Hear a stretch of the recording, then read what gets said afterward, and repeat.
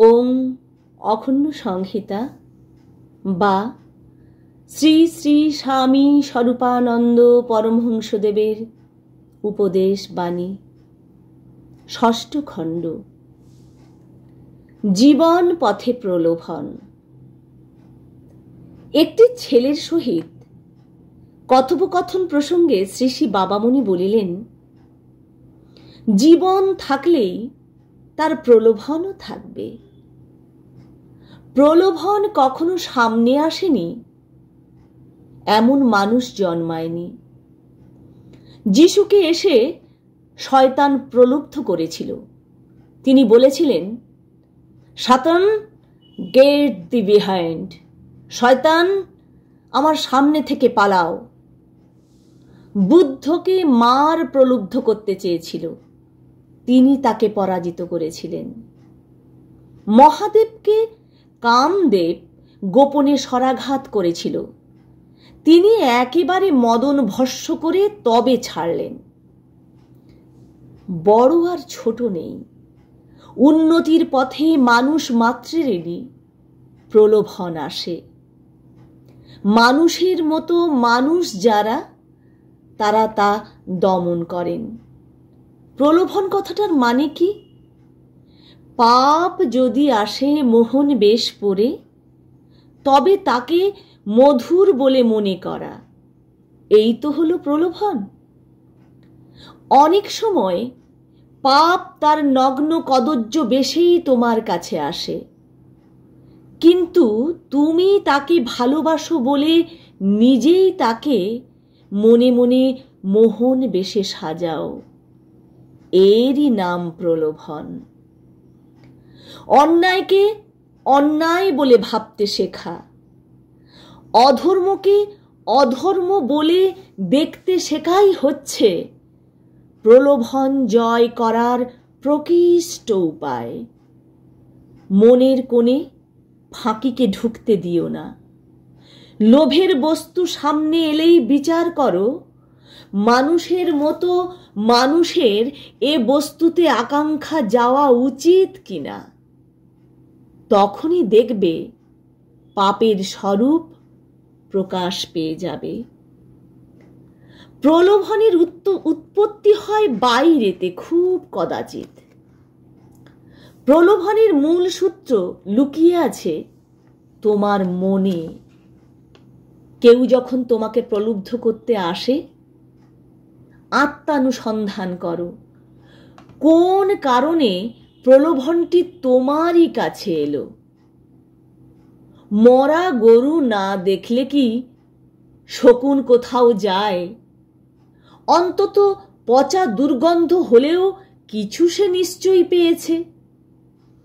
তোমার কাছে সুবিধে হবে এইটুকু যদি কেউ না বোঝে, তাহলে কি আর রূপের ফাঁদ ছড়াবার সাহস কখনো পায়?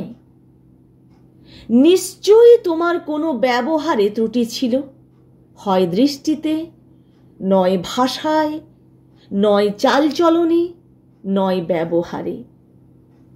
ব্রণের আঁচ না পেলে কি মাছির দল ভিড় করে?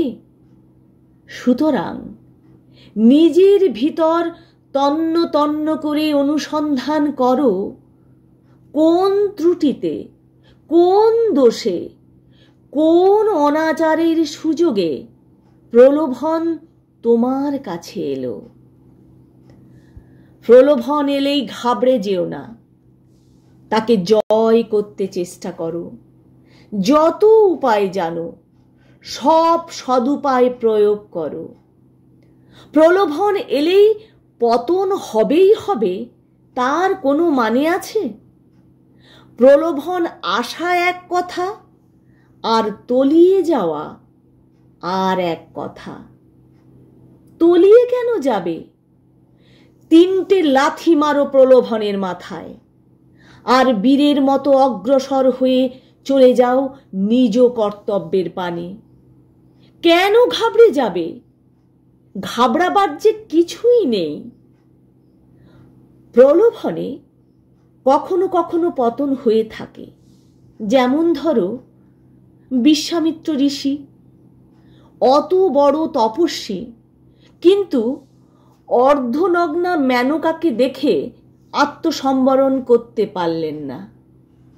কিন্তু তাই বলে কি ঋষি হাল ছেড়ে দিয়েছিলেন? যখনই ভুল বুঝলেন তখনই আবার সিংহের মতো বিক্রম নিয়ে তপস্যায় লেগে গেলেন। ভুল যদি কেউ করে, তার জন্য কি তাকে কোটি জন্ম ভুলের কূপেই ডুবে থাকতে হবে? ভুল করেছো, আর করো না। পাপ করেছো, আর করো না। নীচতার কাছে, হীনতার কাছে মাথা বিকিয়েছ তো একবার বিকিয়েছ, আর মাথা নত করে থেকো না। যত দ্রুত পারো আবার মাথা সোজা করে দাঁড়াও। মানুষের আত্মবিশ্বাসের মধ্যে অনেক গড় হিসাব থাকে, জমার খাতাতে অনেক মিথ্যা অঙ্ক থাকে। প্রলোভনগুলি সেই মিথ্যাকে ধরিয়ে দেয়। তাতে নিজের প্রকৃত মহত্ব কতটা, আর কতটা যে লোকের কাছে দেখানো ভান, তা বুঝতে পারা যায়। এই হিসেবে প্রলোভন আত্মপরীক্ষার উত্তেজক। কিন্তু তাই বলে প্রলোভনকে কখনো কামনার বস্তু মনে করা চলে না। প্রলোভনের মাঝে সেধে যাওয়াও ভুল।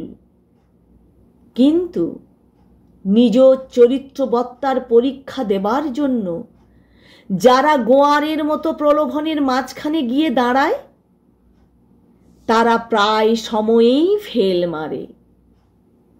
সুঁড়ির দোকানে ঠাঁই গাড়ব, কিন্তু মদ খাবো না, এসব বাহাদুরিরই কথা, নির্বোধের কথা। ফলনকালে ফলবন্ত তেঁতুল গাছে চড়ব, কিন্তু জিভে জল আসবে না, এসব বাহাদুরির কথা, কিন্তু বুদ্ধিমানের কথা নয়। নগ্না যুবতীকে স্বহস্তে স্নান করিয়ে উড়িষ্যার রায় রামানন্দের মনে চিত্ত বিভ্রম হতো না, কিন্তু পুরুষ হয়ে নগ্না নারীকে স্নান করাবার প্রয়োজন কি? রায় রামানন্দ কোনো বিশেষ উদ্দেশ্যে হয়তো এইরূপ প্রলোভনের সামনে নিজে সেধে যাওয়া দোষ বা বিপজ্জনক মনে করেন নাই। কিন্তু তোমার সেই দুঃসাহসের অনুকরণ করা উচিত নয়। তুমি করলে তোমার একুল উকুল দুকুল যাবে। চৈতন্য, শঙ্কর, যিশু, বুদ্ধ এরা সব ঈশ্বর অবতার বলে পূজিত, কিন্তু এরা কেউ সেধে কোনো প্রলোভনের সামনে যাননি।